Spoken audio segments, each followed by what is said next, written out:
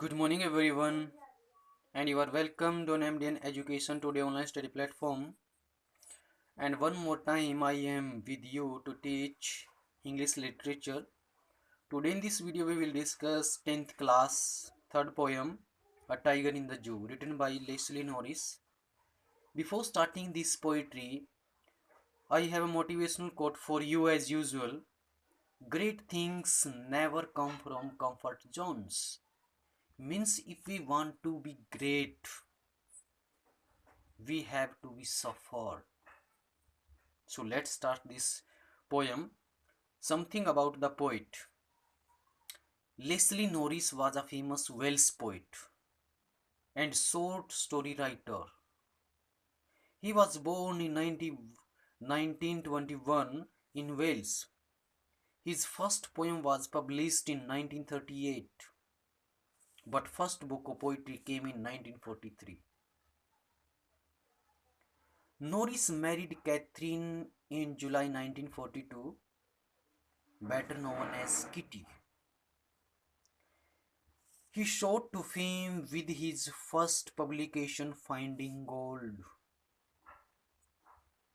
His works won various awards, including the Colmondle Poetry Prize. It is given in the best poetry uh, fields. It is given by UK, United Kingdom, and it was published in 1966. And the second, the Catherine Mansfield Memorial Award, and it was established in 1959 by it is given by New Zealand. Leslie died in 2006. Next, we read the introduction of the poem to clarify the concept or theme of the poetry. A Tiger in the Zoo is a lovely poem by Leslie Norris.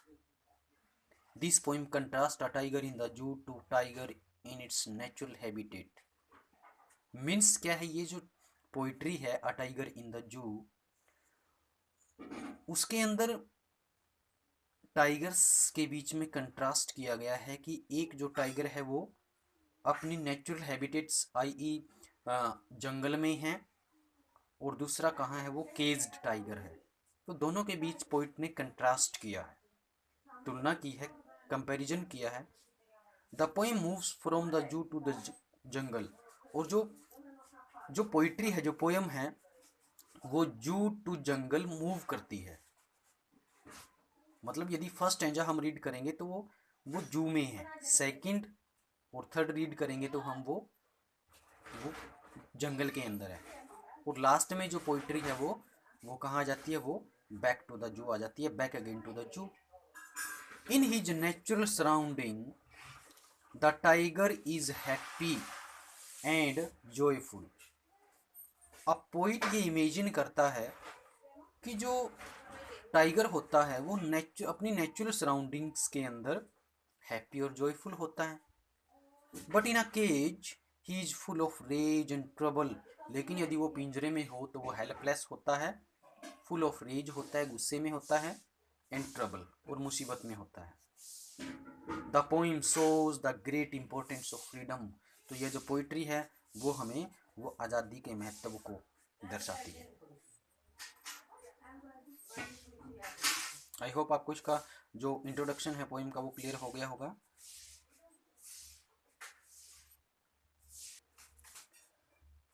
Next हम read करते हैं central idea of the poem. The tiger is a proud creature. ये proud है, PROUD, proud creature. जो tiger है वो एक proud creature है. It is a shame that such powerful, agile and untameable animal should be caged in a zoo. मतलब ये एक शेम की बात है, शर्म की बात है कि इस तरह के पावरफुल और एजाइल का मतलब होता है फुर्तीला, एक्टिव, एब्रप्ट, क्विक. तो इस तरह के पावरफुल, एजाइल और अनटेमेबल होता है अपालतू, जिसको पाला नहीं जा सकता. एक ऐसा जानवर, पावरफुल, एजाइल और अनटेमेबल एनिमल को पिंजरे में रखा जाना क्या है, एक शेम थिंग है. He is helpless and in troubled in a cage, तो पिंजरे में वो हेल्पलेस और ट्रबल्ड होता है वो। But on the other hand a tiger is happy and roams in his natural inhabitant. Inhabitant means उसका जो रेजिडेंस है। तो नेचुरल इनहेबिटेंट्स का मतलब क्या है? नेचुरल हैबिटेट का मतलब, हैबिटेट का मतलब क्या है कि जो जो प्राकृतिक जगह होती है, उसकी प्राकृतिक जगह कौन सी होती है? जंगल, फॉरेस्ट। तो दूसरी ओर क्या है कि वो नेचुरल हैबिटेट में वो खुश होता है और फ्रीली रोम्स करता है। He hunts the deer that shows his cruelty, मतलब वो डियर का हंटिंग, डियर की हंटिंग करता है जो उसकी क्रूलिटी को शो करती है। He hunts not for pleasure, मतलब वो खुशी के लिए वो हंटिंग करता है, तो उसकी क्रूलिटी है, वो क्रूल है, तो इसका मतलब ये नहीं है कि उसको हंटिंग करने से प्लेजर मिलती है, बट फॉर फूड, बल्कि वो किसके लिए करता है? फूड के लिए। So his presence in is necessary to maintain the food chain in nature, तो जो प्रकृति के अंदर जो फूड चेन बनी हुई है उसको मेंटेन करने के लिए उसकी प्रेजेंस नेसेसरी है, कंपल्सरी है। Conclusively, we can say that like human beings, the tiger too loves and values his freedom. तो निष्कर्ष रूप में हम कह सकते हैं कि जो जिस तरह से ह्यूमन बीइंग जो अपनी आज़ादी को से लगाव करता है, जो आज़ादी चाहता है, उसी तरह से जो टाइगर है वो भी अपनी आज़ादी को महत्व देता है, आज़ादी उसको अच्छी लगती है। Human progress should not be at the cost of destroying the natural habitats of untamable and proud animals like a tiger. तो मानव की जो उन्नति है, मानवीय जो प्रोग्रेस है, वो नेचुरल हैबिटेट्स, अनटेमेबल या प्राउड एनिमल जैसे कि टाइगर है, इस तरह के जानवरों के नेचुरल हैबिटेट को डिस्ट्रॉय करने पर ह्यूमन प्रोग्रेस नहीं की जानी चाहिए। मतलब जो मानव की जो उन्नति है वो should not be at the cost of destroying, मतलब उन नेचुरल हैबिटेट्स को ख़त्म करने की कीमत चुका करके ही नहीं की जानी चाहिए। मतलब ऐसा नहीं होना चाहिए कि जो नेचुरल, जो मतलब एनवायरनमेंट है, जो प्रकृति के साथ खिलवाड़ करके हम अपनी उन्नति करें, तो ऐसा नहीं होना चाहिए। क्योंकि ये इस पोइट्री के अंदर जो एक और लाइन ऐड की है, जो इस पोइट्री के अंदर पोइट जो दर्शाना चाहते हैं वो है कैप्टिविटी और फ्रीडम, जिसके महत्व को दर्शाना चाहती हैं, captivity and freedoms. The poets wants to convey a message through this poetry, the value of captivity and freedom.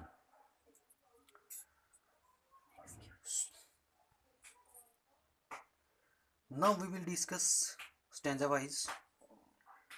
He stalks in his vivid strips the few steps of his cage, on pads of velvet quiet in his quiet rage.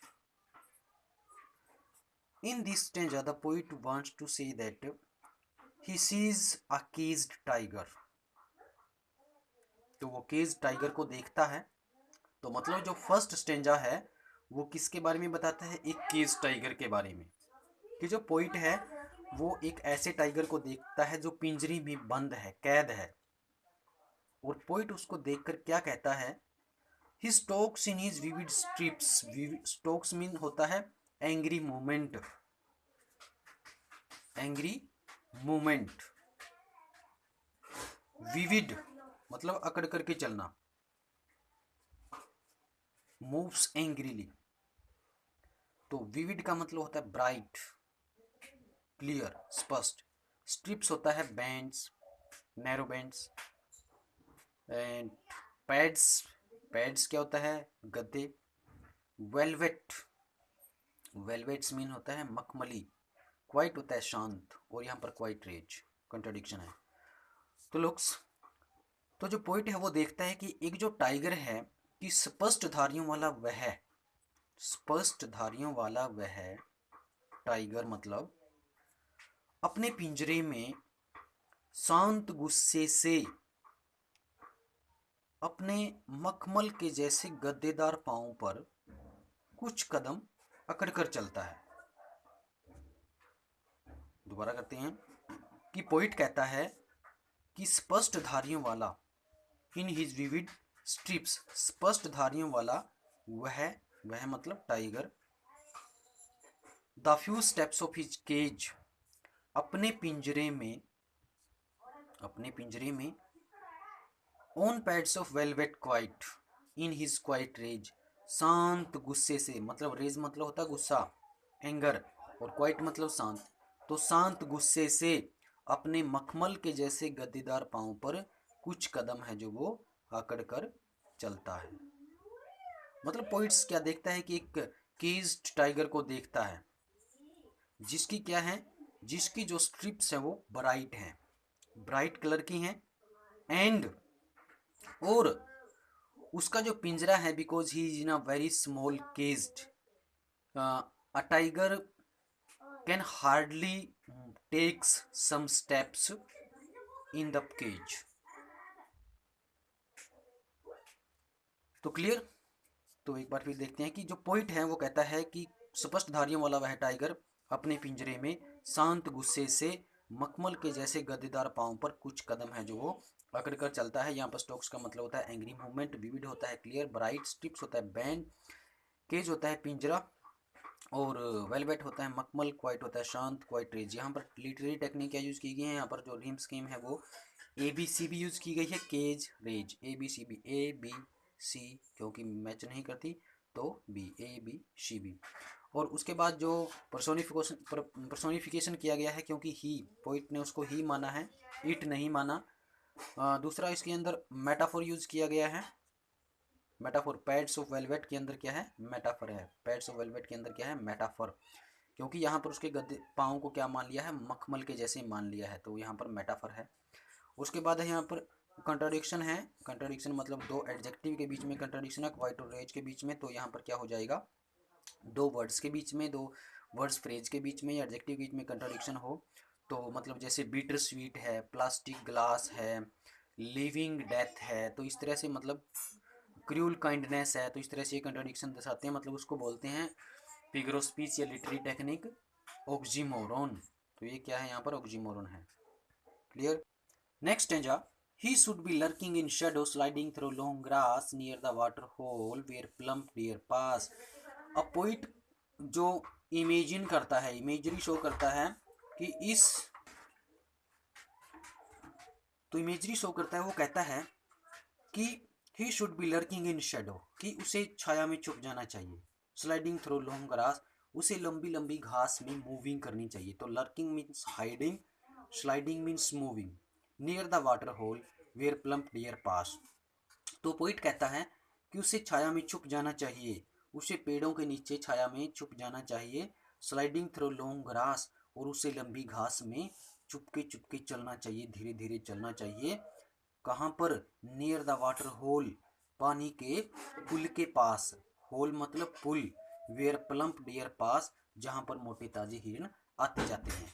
मतलब जो poet है वो imagination करता है कि शायद जो जो जो टाइगर्स की एक्टिविटी है वो शायद ऐसी होगी कि उसे, वो शायद छाया में सोता होगा, छुपता होगा, लंबी घास के अंदर छुपता होगा, और वो पेड़ों मतलब वो नियर वाटर होल छुप जाता होगा इस एक्सपेक्टेशन में कि वहाँ पर जो मोटे ताजे हिरण हैं वो आते हैं और फिर वो उनका शिकार करता है, उनकी हंटिंग करता है, क्लियर। सो इस पोइट्री के, इस स्टेंजे के अंदर पोइट क्या कहता है, he should be lurking in shadow sliding through long grass near the water hole where plump deer pass. तो पोइट कहता है कि उसे छाया में छुप जाना चाहिए, उसे लंबी लंबी घास में धीरे धीरे चलना चाहिए, पानी के स्रोत के पास जहाँ पर मोटे ताजे हिरण आते जाते हैं। तो इसके अंदर जो लिटरेरी टेक्निक की गई है, रीम स्कीम सेम है, ग्रास पास तो ABCB, और इमेजरी यूज़ की गई है, एलिट्रेशन यूज़ की गई है, प्लम्प पास के अंदर एलिट्रेशन है। नेक्स्ट स्टेंजा आता है और आज का जो लास्ट स्टेंजा है, he should be snarling around houses at the jungle's edge bearing his white fangs is his claws terrorizing the village। तो पोइट इसके अंदर भी उसके नेचुरल टाइगर के नेचुरल हैबिटेट्स के बारे में ही बात करता है। तो फर्स्ट स्टेंजा कंक्रीट सेल के अंदर है, जू के अंदर है, और जो सेकंड और थर्ड जो स्टेंजा है वो पोइट कहता है कि वो नेचुरल हैबिटेट में है। टाइगर कहाँ पर है? नेचुरल हैबिटेट में। तो पोइट यहाँ पर इमेजिन्स करता है कि वो कहता है कि he should be snarling around houses at the jungle edge. तो उसे जंगल के किनारे पर बसे घरों में स्नेल घुर्राना चाहिए।